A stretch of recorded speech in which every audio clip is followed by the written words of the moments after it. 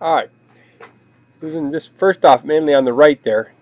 You know, we don't look like that anymore. But watch as you were going back. Watch how much the lower half was really turning and shifting. So that's kind of what you thought was the way to get that club back. You know, it is one way, but it doesn't have the power that we want you to have. So you're not quite using your body efficiently where you can.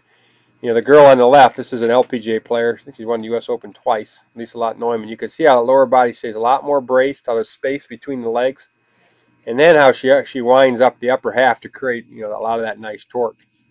All right, so, you know, what was happening is when you shifted like that, and you did a pretty good job of getting back out in front of that yellow line, but you just can't quite get the power, and the handle's always going to be kind of backing up when you overturn like that.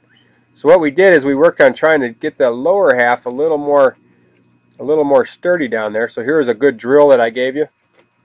Is I put the balance pads under there, and you just fell right into the feeling of it. Is once you keep your feet on the ground and keep more kind of digging and using the ground as leverage, and then you can wind against that firm foundation. And watch, look how your upper body was just coiling up there. That's kind of what we wanted, is to get that nice coiling feeling.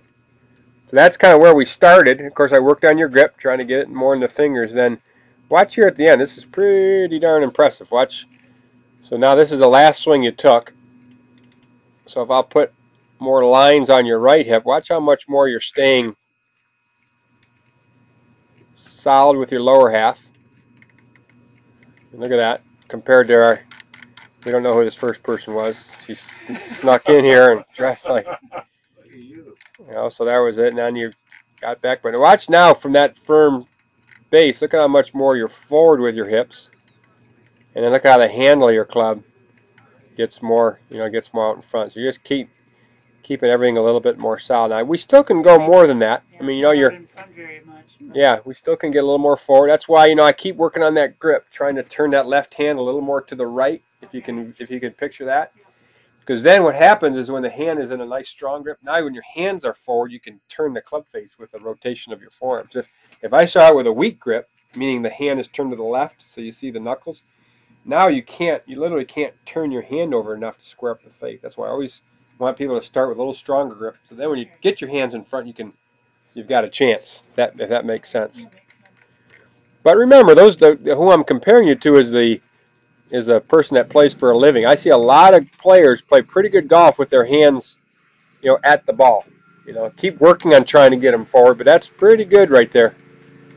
And then you're rotating it through, and then you come to a nice full finish. So you're building a pretty good swing. Just keep working on trying to get the firm lower half, get the handle more forward, because everything else looks pretty good. Everything else is working through there real nice. Yeah, you just kind of think one thing is you're hitting a lot of balls. You're getting used to where the ground is now too. So keep trying to hit the turf through there.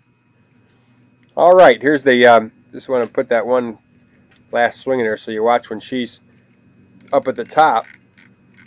Look at how her weight moves forward. See how she really is down. Look at how Scotty, even how the head goes down more when these players hit it, because they want to make sure they hit the turf. They know their hands are out in front, so they really are down in there, making sure they hit the ground. Staying right there. Yeah, they got it. It's nice for them because they know they're going to hit the ground after they hit the ball. A lot of my students don't know if they're going to hit the ground before, or after, or if.